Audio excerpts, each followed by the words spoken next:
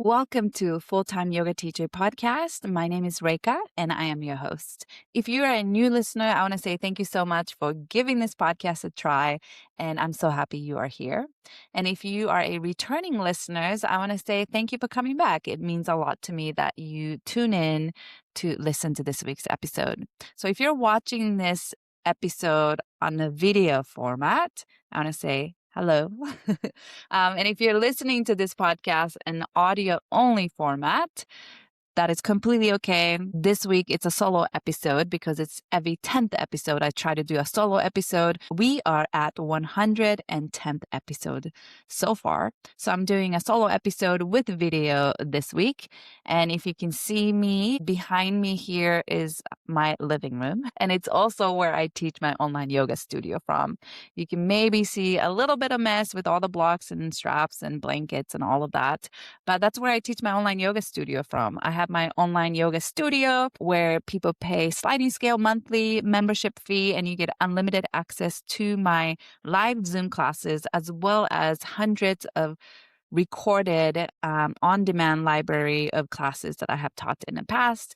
And I teach mostly yoga vinyasa, but I also do gentle flow. I do full and new moon yoga class.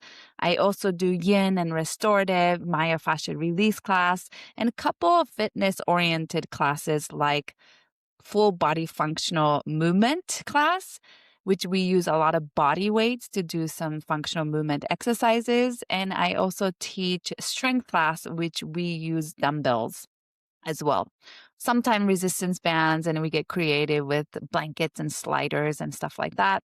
But if you're interested in my online yoga studio, go check out my website. You can check out my sliding scale membership price as well as class packs.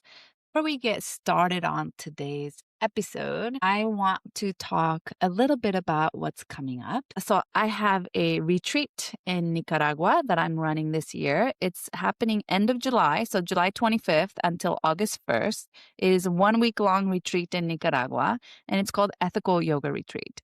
I ran this retreat last year, and it was so much fun, and I'm just so excited to go back again this year.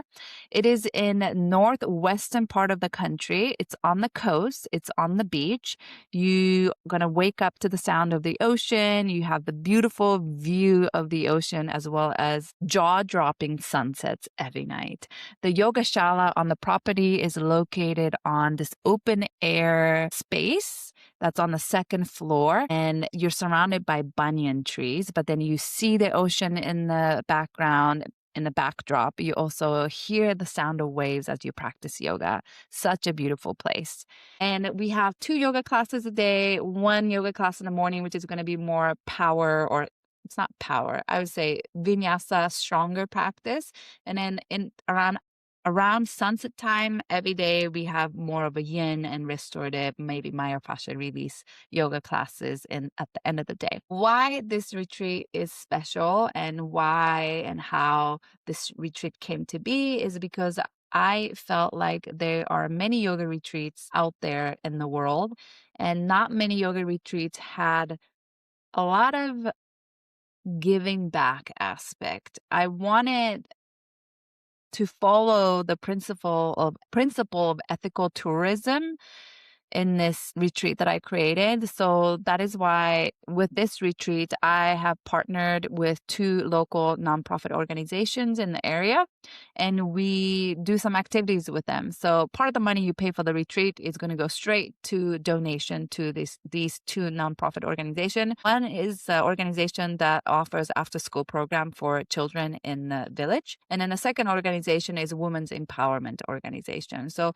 we collaborate with them. We do activities with them, and also we donate to them. And with the activities, my hope is that there's some interactions between us who's coming as a visitor to Nicaragua, to this beautiful northern western part of Nicaragua, but also can we visit and have conversation with people who live there, who get to know them, really foster relationships with them rather than just outsider coming in, enjoying the beauty of the land and leaving. So one of the activity we are going to do is we're going to go volunteer at the after school program with children. And another activity is a arts and craft workshop that's going to be organized and taught by women who lives in a local village. That's going to be organized by Women's Empowerment Organization. So I'm very excited for this retreat. Besides those activities, we have a sea turtle release, and we get to learn about the sea turtle conservation in the area, as well as Temescal, which is like a hot sweat lodge, indigenous sweat lodge that comes from that area.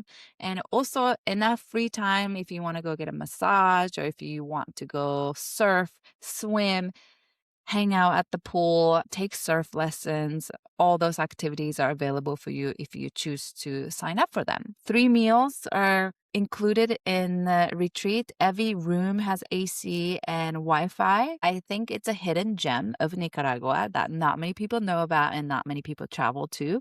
So I am very much excited to take another group to Nicaragua this year, end of July. So if you're interested, go check out the link on the show notes. That'll take you to the landing page that's going to explain all about the retreat and probably answers a lot of your questions for you. Right now, I'm doing a special where if you sign up with a friend or partner or buddy, another person, you will both each get $200 off the price. So I would love for you to join. Let me know if you're interested. If you have any questions, don't hesitate to reach out to me. Another exciting news I want to share is upcoming workshop for yoga teachers. And this workshop is only in person. So if you're listening and you live in Long Beach, California, or Los Angeles or Orange County, where it's drivable to come see us in Long Beach, this workshop is for you. This workshop is going to be taught by Kallie Miller, and I interviewed her on my podcast quite a while ago, right before she had her baby, but her baby's maybe like 2 now. So it's been a while. But she is a yoga teacher, yoga therapist, and occupational therapist. She now works full time at a VA as an occupational therapist. And before that, she was a yoga therapist, and she was also teaching in many teacher trainings in the past. And she used to teach a training on hands-on assists for yoga teachers. So I am bringing her back to teach us about hands-on assist for yoga teachers in Long Beach. So this workshop will be only done in person. I don't think it's going to translate well online or Zoom or recordings. So I highly encourage you to show up in person if you live in the area. So this workshop is advanced hands-on assist and hands-on adjustment class, where you're going to learn hands-on assist techniques that you probably did not learn in your 200-hour teacher training. She is an amazing teacher. She always gave such a great hands-on assist. So I cannot wait for her to share her knowledge and skills with us, to everyone in my mentorship program. But I am opening this workshop up to anybody outside of the mentorship who want to join. So if you are a yoga teachers who want to learn more about hands-on assist, who want to practice hands-on assist, because we have to practice it before we feel comfortable and confident using that skill sets in class. So training like this is a great place for you to be able to practice hands-on assist with other yoga teachers in the room who you have a consent from, most likely. So great workshop for you to come and join us. It is $35 and it's happening on April 4th, Saturday from 2 to 4 p.m. I'll put the link to sign up on the show notes of this podcast episode. So go check that out if you are interested. Okay, so I guess before the solo episode, I should do a little check-in about myself and my life, maybe.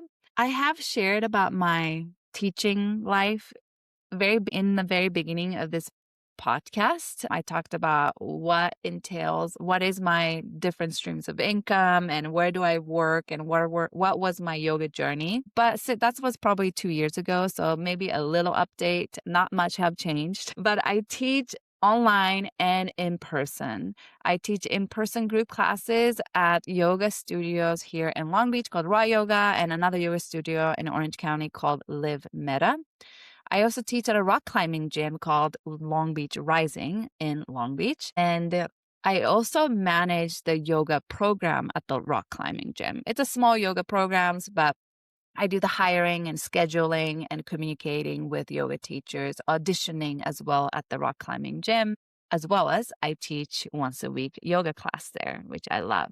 So that's a non-heated vinyasa yoga class. And when I teach in Orange County, Live Meta, I teach there twice a week, but I teach a non-heated vinyasa class there as well. I teach a smart flow class and a flow class there. And it's non-heated, and I get to use all the props there, which I love. They have chairs, they have bolster, they have blankets and straps, they have wall space. So I really get to teach in a way that is really fun for me, that I can get creative with. And that's why I love teaching in that Orange County studio.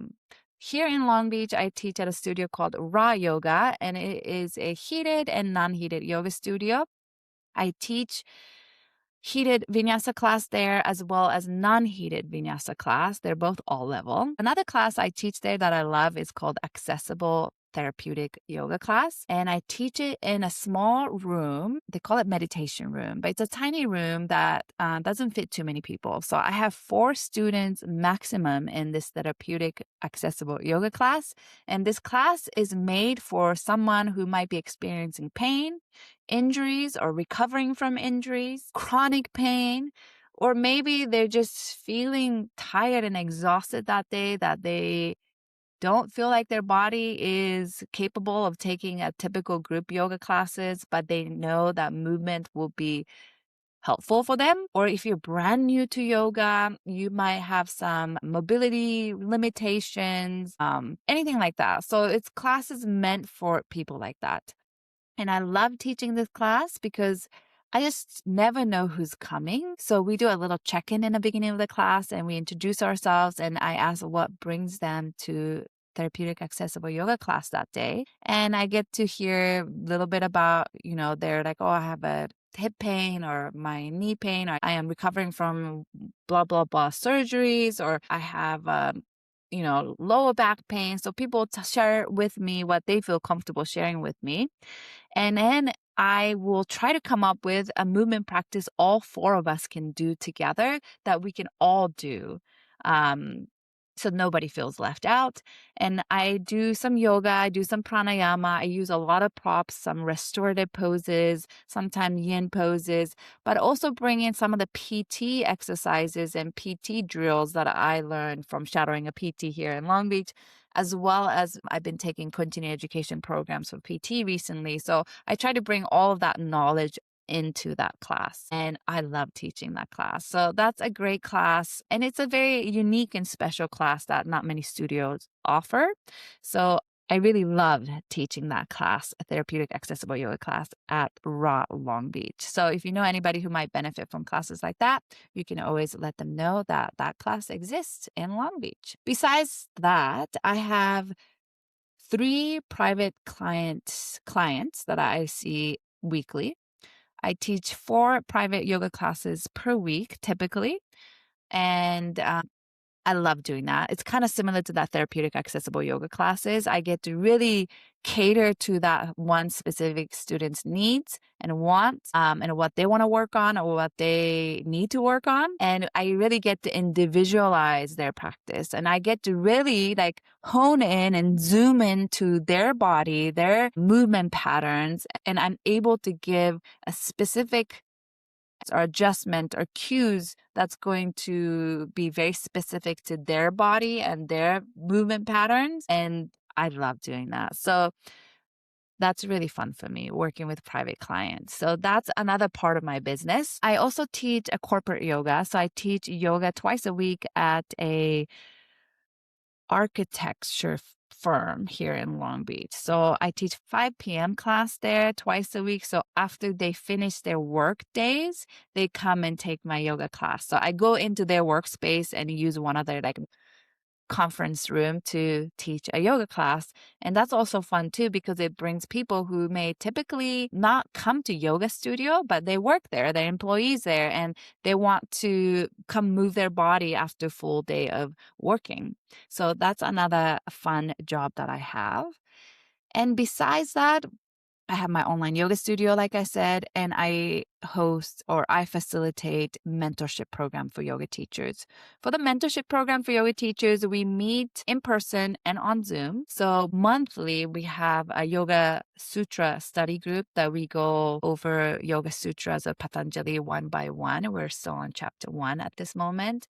And I love teaching Yoga Sutras, and I love making Yoga Sutras very practical and applicable to our everyday life. And I like to teach it in a way that it is also a discussion. I want everybody to ask questions, but also share their experience of these specific sutras, how they have practiced it in their life or felt it in their life, or where they might have challenge or struggle practicing this particular sutra in their life. So I really love trying to make it more personable, applicable, interactive as much as possible. So we do Yoga Sutra studies once a month. We also do monthly pranayama and meditation class that's led by me once a month. We have practice teaching sessions on Zoom that we do, and we give everybody give whoever taught a feedback at the end, and that's been really fun for me. We also have a Q&A session where anyone can bring up any questions and ask to me or to the whole group, to the community, and that's a fun one because let's be honest, as a yoga teachers, we have a lot of questions to navigate in this world, and sometimes it's nice to feel a community that we can come to when we are going through a hard, challenging time, or maybe specific challenging scenario happen at work and you want to talk about it and maybe get other people's opinions or feedback, or just, any random questions about how can this cue land better to my students. It can be anything. So Q&A, I love that one. We do that monthly. And what else? We have monthly guest teachers workshops. So like I said earlier, Kallie's coming to teach us a workshop on advanced hands-on assist and adjustment in April 4th. We also have Diana coming back in end of April teaching a workshop on how to use social media as a yoga teacher. And that one's going to be a Zoom workshop. So I'm very, very excited for that one. So all of this is part of the mentorship program. So that's part of my monthly work that I do, is to lead and facilitate this monthly mentorship program that I have. And I love my mentorship program. I love everything I do, like group yoga classes, private yoga classes, podcasting. I forgot to mention, I also do podcasting, interview different yoga teachers, corporate yoga. I do so many things, managing a yoga program at Long Beach Rising. And I don't want to say my favorite just because I love them all, but I do want to say mentorship is very, very dear to my heart. I love the community of yoga teachers, and I love to be in the community and facilitate a community of yoga teachers who is interested in learning, who is interested in improving and evolving themselves as a yoga teacher, and not only yoga teachers, but as a yoga student and practitioner. And yeah, I just love to be in a educational space, continuing educational space. So that's been really, really fun for me. And I think I've been doing mentorship for probably, I don't know, 4 or 5 years, or maybe longer, 6, 7 years.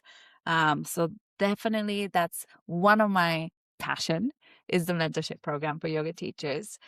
Probably because it's something I wish I had when I was a newer teacher. I wish I had a community like this. So I really want to kind of like pour my heart and soul into this program. And I have a really hope, and I have a desire for other yoga teachers to have a community. So that is my update with, I guess, how my teaching life is looking like. Oh yeah, I did mention a little bit, couple exciting things that's a little bit more newer in the last year or so, is that I started shadowing a physical therapist here in Long Beach, and I shadow him once a week or maybe every other week.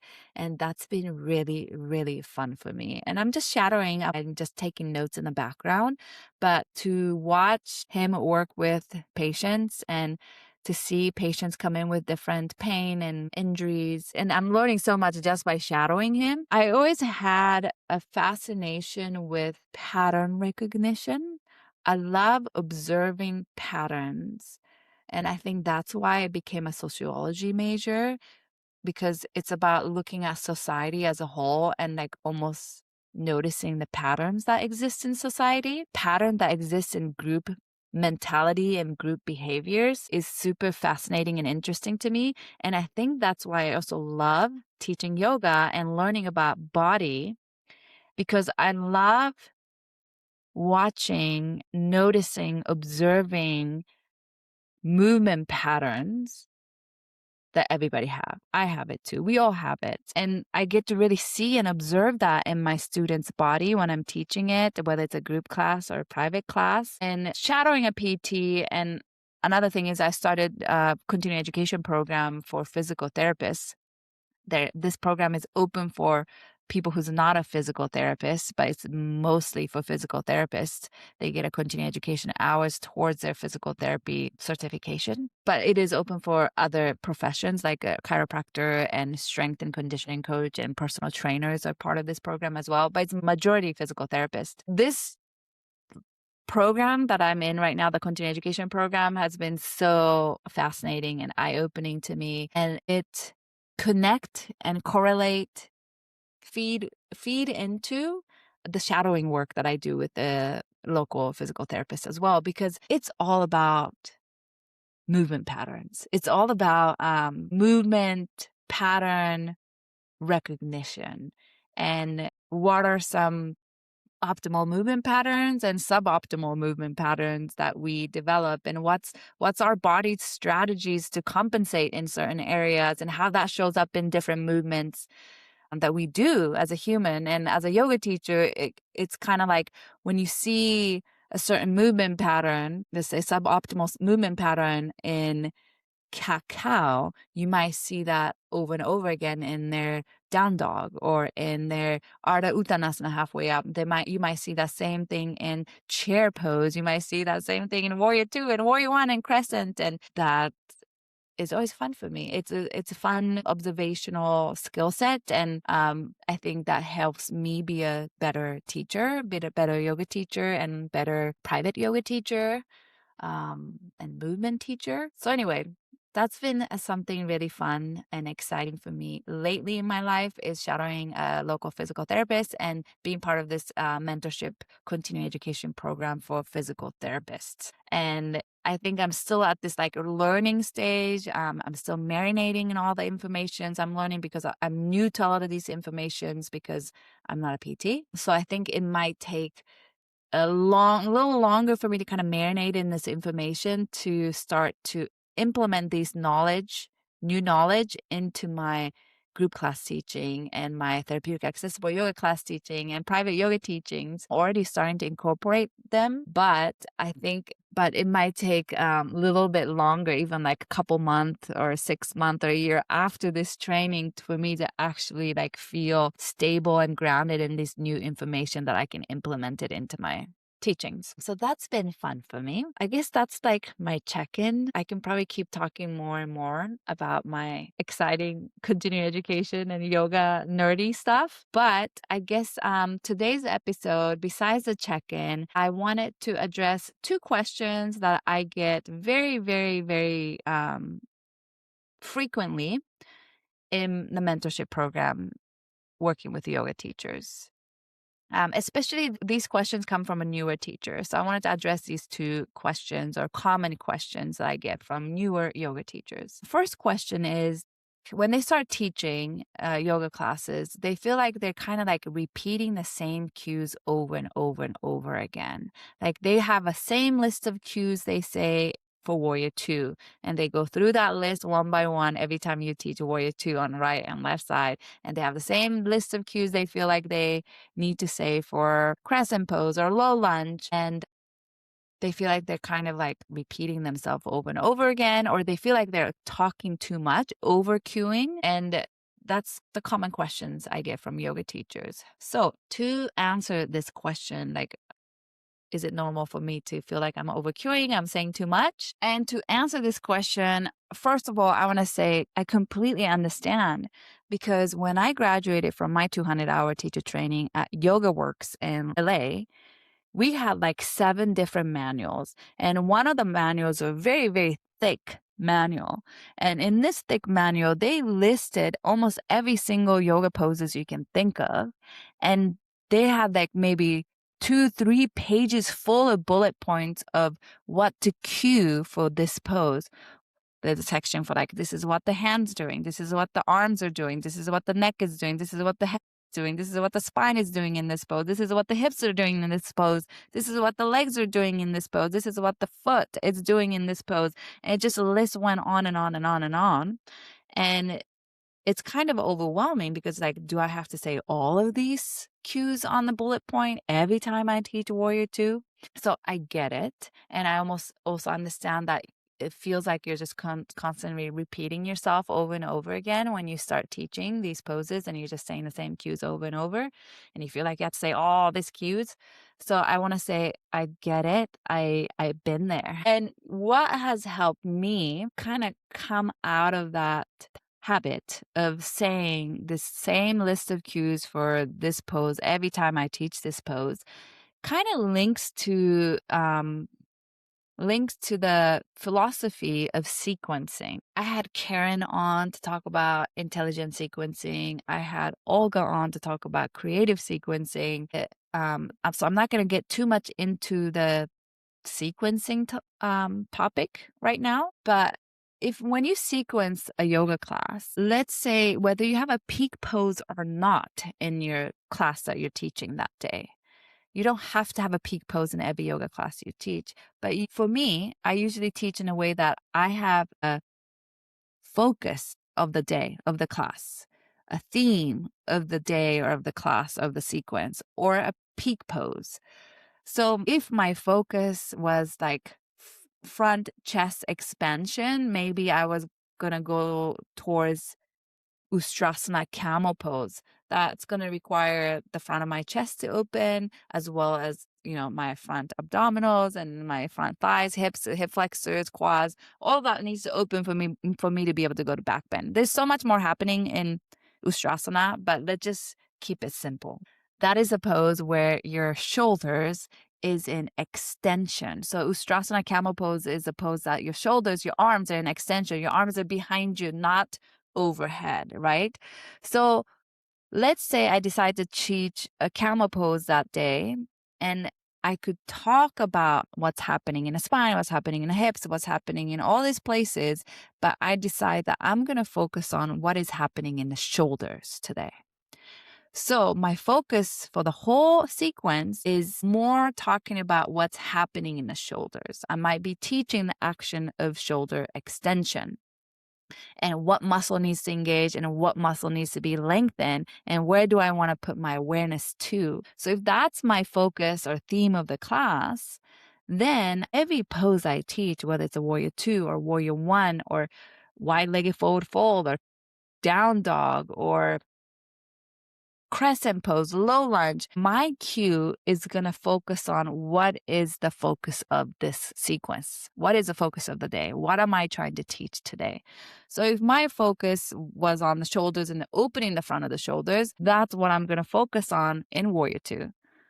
And that's what I'm going to focus on in Warrior 1. And that's what I'm going to focus on in down dog or up dog, So I might let go of a lot of hip and feet and knees related cues that day because my focus is on the shoulders. It doesn't mean I don't say anything about the hips, knees, and the foot. I will still probably say a little bit. For students to get from point A to point B, I usually have to say, step your right foot forward, bend your knee, or I still have to talk about the foot and hips and all of that. But that's going to be almost like minimal amount. And then my focus is going to be a lot on the shoulders or maybe the rotation of my humerus, my arm bones, or the focus could be about the spine for the back bend. So that's going to kind of narrow down what cues to hone in and focus on that day when you're teaching that sequence. So you don't have to go through this list of 30 cues for Warrior 2. Every time you teach a Warrior 2, I'm just going to focus specifically on the shoulders. So I hope that makes sense.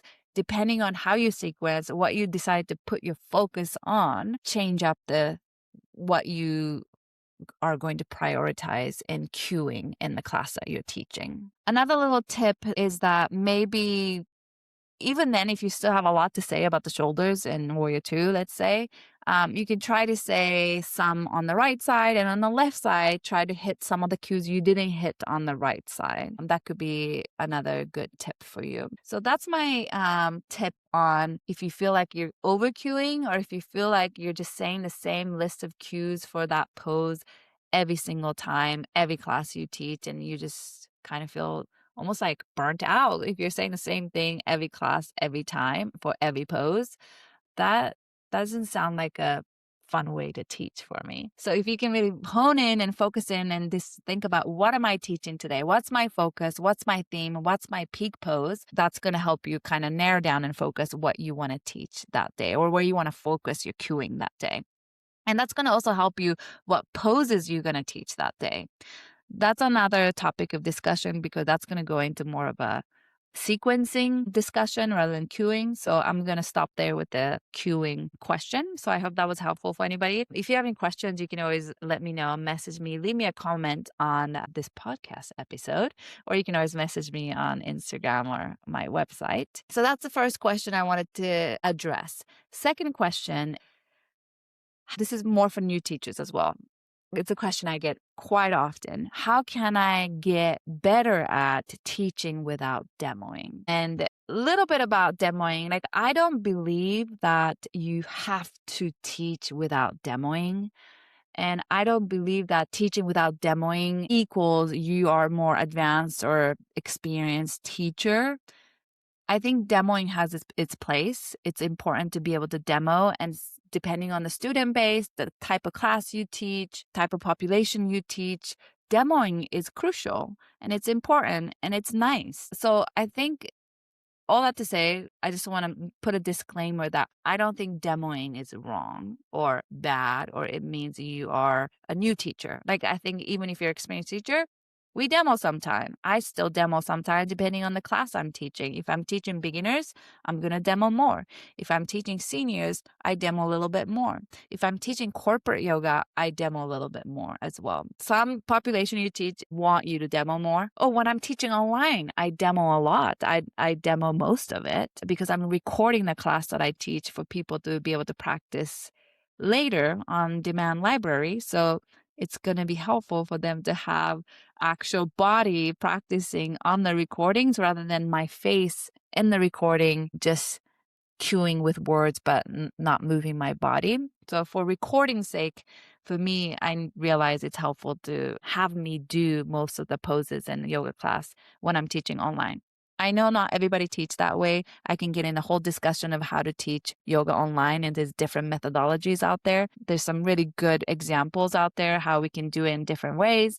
I can get into that if you're interested, but that's not the topic for this podcast episode today. If you're new teachers and you haven't really practiced being able to teach without demoing, and you tend to teach mostly 99% from your yoga mat, and you are interested in learning and becoming better at teaching without demoing, I highly encourage you and completely support you to do that. What I think is that, all that to say, demoing can be important and sometimes is important to do as a yoga teacher. And my point is, it's also important for us teachers to be able to teach, have ability to be able to teach without demoing. It's important for us to have both skill sets, to demo and to teach, and without demoing to teach. Because if you have both skill sets in your toolkit, then you can pull out whichever one is necessary in that moment. Every class is going to be different. Every moment of the class is going to be different. Sometimes you need to demo, sometimes you don't need to demo. But if you have both of those skill sets, then you can go back and forth. You can demo when you need to, come off demoing when you need to. So the ability to have skill sets and experience and ability to do both gives you freedom, gives you choices when you're teaching, when to demo, when to not. When do you need to go over to someone's mat to help?